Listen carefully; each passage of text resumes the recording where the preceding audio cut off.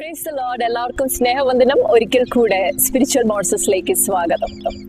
ഇന്ന് നമ്മൾ ചിന്തിക്കാൻ പോകുന്ന വിഷയം എൻ്റെ ജീവിതത്തെക്കുറിച്ചുള്ള ദൈവത്തിന്റെ ഉദ്ദേശവും ദൈവത്തിന്റെ സമയവും.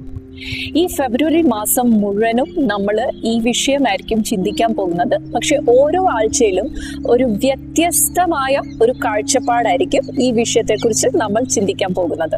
നമ്മളെ ഓരോരുത്തരെയും ദൈവം ഒരു പ്രത്യേക ഉദ്ദേശം കൊണ്ടാണ് നിർമ്മിച്ചിരിക്കുന്നത്.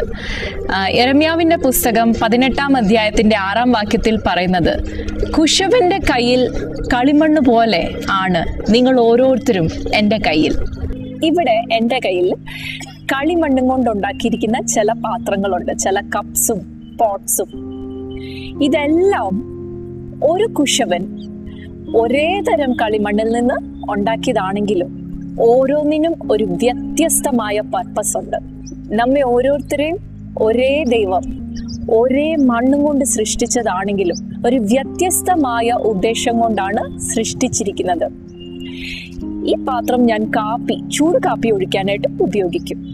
ഈ പാത്രം ഞാൻ പാൽ ഒഴിക്കാനായിട്ട് ഉപയോഗിക്കും. ഇതിനകത്ത് ഞാൻ ഇവിടെ നോർത്ത് ഇന്ത്യയിൽ ഞങ്ങൾ കഴിക്കുന്ന കുൾഫി കഴിക്കാനായിട്ട് ഉപയോഗിക്കും. ഇത് ഞാൻ കാപ്പി കുടിക്കാനായിട്ട് ഉപയോഗിക്കും. എനിക്ക് കാപ്പി കുടിക്കണമെങ്കിൽ ഇതിൽ കുടിക്കാൻ സാധിക്കത്തില്ല, ഇത് ഉപയോഗിക്കാൻ പറ്റത്തില്ല, ഇത് ഉപയോഗിച്ച് കാപ്പി കുടിക്കാൻ പറ്റത്തില്ല. കാപ്പി കുടിക്കണമെങ്കിൽ ഞാൻ ഇത് തന്നെ ഉപയോഗിക്കണം. ഒരു കുശവൻ ഒരിക്കലും അവന്റെ കയ്യിലിരിക്കുന്ന കളിമണ്ണ് വേസ്റ്റ് ആക്കി കളയത്തില്ല. ഒരു പാത്രം പോലും വെറുതെ അവിടെ ഇരുന്നോട്ടെ, ചുമ്മാതെ മറ്റുള്ളതൊക്കെ ഉപയോഗിക്കപ്പെടുന്നത് കാണാനായിട്ട് ഒരെണ്ണം ഉണ്ടാക്കി വെക്കാം എന്ന് മുന്നോട്ട് ഉണ്ടാക്കാറില്ല. നമ്മുടെ ദൈവം നമ്മളെ ഓരോരുത്തരെയും ഒരു പ്രത്യേക ഉദ്ദേശം കൊണ്ടാണ് സൃഷ്ടിച്ചിരിക്കുന്നത്. നമ്മളിൽ ആരെയും ദൈവം വെറുതെ ഒരു പർപ്പസും ഇല്ലാതെ മറ്റുള്ളവർ പ്രയോജനപ്പെടുന്നത് കാണാനായിട്ട് സൃഷ്ടിച്ച് ഈ ലോകത്തിൽ വെച്ചിരിക്കുന്നില്ല. അപ്പൊ നമ്മളിൽ ചിലർ ചിന്തിക്കും, എനിക്ക് പക്ഷെ ദൈവത്തിന് എന്റെ ജീവിതത്തെ കുറിച്ചുള്ള ഉദ്ദേശം എന്തെന്ന് അറിയത്തില്ല.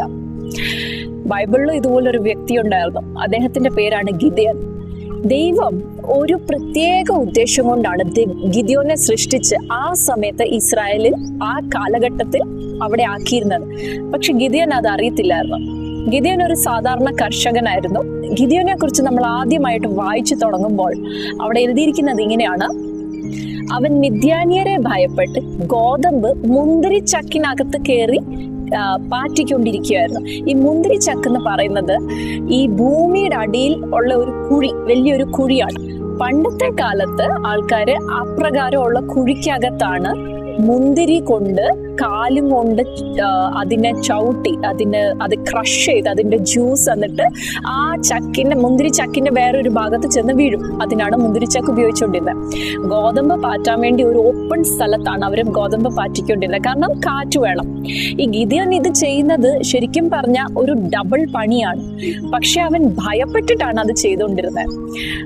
അപ്പൊ ഞാൻ ഇങ്ങനെ ചിന്തിക്കുമായിരുന്നു, അവൻ ഗോതമ്പ് കറ്റയൊക്കെ ആയിട്ട് രാവിലെ മുന്തിരിച്ചക്കിനകത്തോട്ട് പോകും. അവന്റെ ഫാദർ അന്നേരം അവന്റെ മമ്മിയോട് ചോദിക്കുക, എന്തിയെ ഗിദെയോൻ എന്തിയാ? അപ്പൊ അവന്റെ അമ്മ, ആ പേടിത്തൊണ്ടെന്നോ, അവൻ അവിടെ മുന്തിരിച്ചക്കിനകത്തോട്ട് പോയിട്ടുണ്ട്. നമ്മളെയും പലരെയും നമ്മളുടെ ചുറ്റുവറ്റമുള്ള ആൾക്കാര് നമ്മളുടെ സാഹചര്യം അനുസരിച്ച് പേര് വിളിക്കാറുണ്ട്. പക്ഷെ ദൈവം അവിടെ വന്ന് ഗിദെയോനെ വിളിക്കുന്ന ആ വിളി നമ്മൾ ശ്രദ്ധിക്കണം. അല്ലയോ പരാക്രമശാലിയെ. ഇവിടെ നമുക്ക് മനസ്സിലാകാൻ കഴിയുന്നത്, ദൈവം ഗിദെയോനെ കാണുന്നത് അവന്റെ ചുറ്റുമുള്ള ആൾക്കാർ അവനെ കാണുന്ന കണ്ണുകൊണ്ടല്ല, അല്ലെ അവൻ സ്വയം അവനെ കാണുന്ന കണ്ണുകൊണ്ടല്ല. ഏതുദ്ദേശവും കൊണ്ട് അവനെ ഉണ്ടാക്കിയോ ആ ഉദ്ദേശത്തോടു കൂടിയാണ് ദൈവം അവനെ കാണുന്നത്. പരാക്രമശാലിയെ. നമുക്ക് ഇങ്ങനെ ഒന്ന് ചിന്തിക്കാം, ഈ ടോർച്ചിന് വേണ്ടി മാത്രം ഞാൻ ഈ ഫോൺ ഉപയോഗിക്കുക എന്നും, ഈ ടോർച്ചിന് വേണ്ടി മാത്രം. അപ്പൊ ഞാന് ഇതിനെ ചിലപ്പോ എന്റെ ടോർച്ച് എന്നായിരിക്കും വിളിക്കുന്നത്. എന്റെ കുഞ്ഞുങ്ങളും ചിലപ്പം മമ്മിയുടെ ടോർച്ച് എന്ന് വിളിക്കും, കാരണം അവര് നോക്കുമ്പോൾ മമ്മി ടോർച്ചിന് വേണ്ടി മാത്രമേ ഇതിനെ ഉപയോഗിക്കുന്നുള്ളൂ. പക്ഷേ ഇത് ഉണ്ടാക്കിയ മാനുഫാക്ചറർ ഇത് കാണുമ്പോൾ ഞാൻ ഇതിനെ എന്ത് വിളിക്കുന്നോ അതല്ല, അദ്ദേഹം ഇതിനെ വിളിക്കാൻ പോകുന്നത് മൊബൈൽ ഫോൺ എന്നായിരിക്കും. കാരണം ആ ഒരു ഉദ്ദേശം കൊണ്ടാണ് ഇതിനെ ഉണ്ടാക്കിയത്.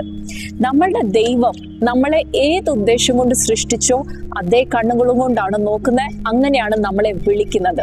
നമ്മുടെ ചുറ്റുമുള്ള ആൾക്കാർ നമ്മളെ എന്ത് വിളിച്ചാലും ചിലപ്പോൾ പല കാര്യങ്ങളിൽ നമ്മൾ പലപ്പോഴും ചെയ്ത് പരാജയപ്പെട്ട് ക്ഷീണിച്ചിരിക്കുന്നവരാകാം. നമ്മുടെ ചുറ്റുമുള്ള ആൾക്കാർ ചിലപ്പോൾ നമ്മൾക്ക് പേരിട്ടിട്ടുണ്ടായിരിക്കും, ഇരട്ട പേരുകൾ. ദാ പോകുന്നു ആ പരാജിതൻ, അല്ലെങ്കിൽ എന്തെങ്കിലും ഇരട്ടപ്പേര് വിളിക്കുന്നുണ്ടായിരിക്കും. പക്ഷെ നമ്മുടെ ദൈവം നമ്മളെ നോക്കുമ്പോൾ അവൻ വിളിക്കുന്ന പേരെന്തെന്നറിയോ? എൻ്റെ മകൻ ആ ജയാളി, എൻ്റെ മകള് ആ സയന്റിസ്റ്റ്.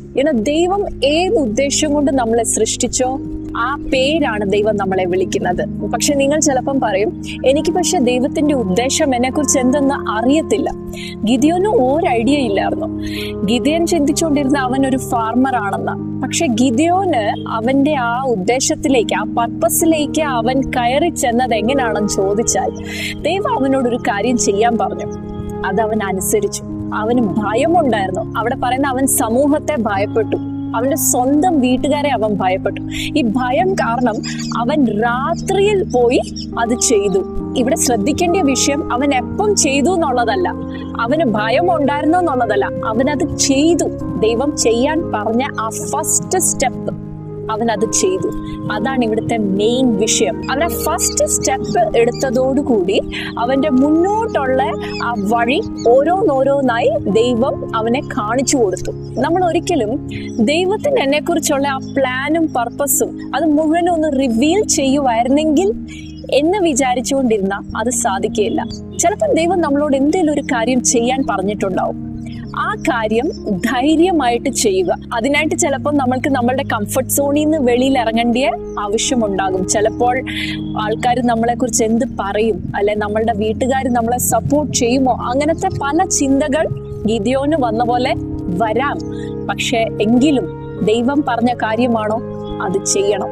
ആ ഫസ്റ്റ് സ്റ്റെപ്പ് എടുത്താൽ മുന്നോട്ടുള്ള പ്ലാൻസ് ദൈവം സ്റ്റെപ്പ് ബൈ സ്റ്റെപ്പ് ആയിട്ട് നമ്മൾക്ക് റിവീൽ ചെയ്തു തരും. അങ്ങനെ നമുക്ക് നമ്മളുടെ പർപ്പസിലേക്ക് പ്രവേശിക്കാൻ സാധിക്കും. നാം ഓരോരുത്തരും ദൈവത്തിന്റെ ആ പ്ലാൻ നമ്മളുടെ ജീവിതത്തിൽ നിറവേറാൻ വേണ്ടി ആ ഫസ്റ്റ് സ്റ്റെപ്പ് ധൈര്യമായിട്ട് എടുക്കാൻ ദൈവം നമ്മളെ ഓരോരുത്തരെയും സഹായിക്കട്ടെ. God bless you.